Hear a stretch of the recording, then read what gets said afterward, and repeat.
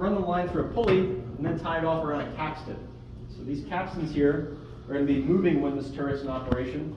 So as soon as you wrap the rope around it, it starts winding you up like a fishing line, and that's going to just pull the lever and get it right through here. So you can do this with 2 people. One person make sure the rope stays in place, one person make sure this doesn't wobble and fall over, because you don't want to play dominoes with these. Very hard to pick them all back up. But the reason we want to get it to this side is if you look down at the deck, you'll see there's cracks in the floor. So this room will spin. Not right now, unfortunately, but when the ship is using its gun turrets, when those 3 guns move left and right, everything inside the turret also moves. So that's going to keep the elevator, which is going to load these shells up to the guns, which is that gray thing right there. That's always going to be behind where the gun barrel is. So when this comes up top, it's right behind the gun. They just lay it down, push it in the gun to load it. It's in place. So to make sure everything stays in place, the whole thing has to rotate as one piece. So inside this first line is going to rotate. If you're standing on the outside, you're only going to move when the ship moves. Inside this ring, you're going to move with the turret. And then on this ring where I am, you're going to move with the turret, but you can also move this one independently.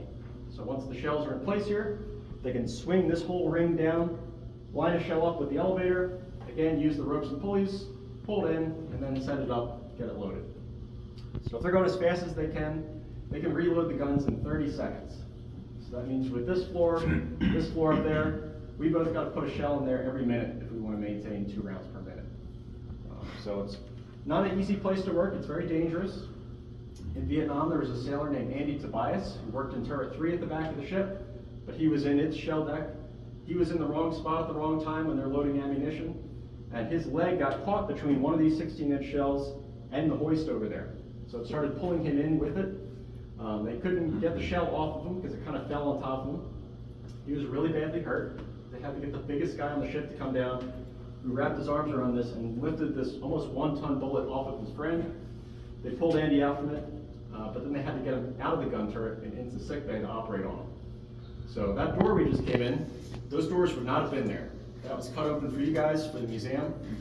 The only way to get into this space and out of it would be to climb down a vertical ladder, go down to the bottom of the turret, pass out from underneath this armored barbette, which is the ring around us, and then climb back up the vertical ladder outside. So they had to put Andy in basically a Stokes basket, tied him up like a mummy, and then raised and lowered him up vertical ladders several floors. You may have saw a yellow beam out in the passageway there. So that beam runs most of the length of the ship. They put his stretcher on that beam on a zip line track, essentially, and then they pushed him through the ship. They get him all the way from the back up into the operating room that's right on the other side of the bulkhead here. So, very dangerous place to work, but he survived. He's still around. He lives in Trenton. He's been back to visit us a few times. Okay. Did they save his leg?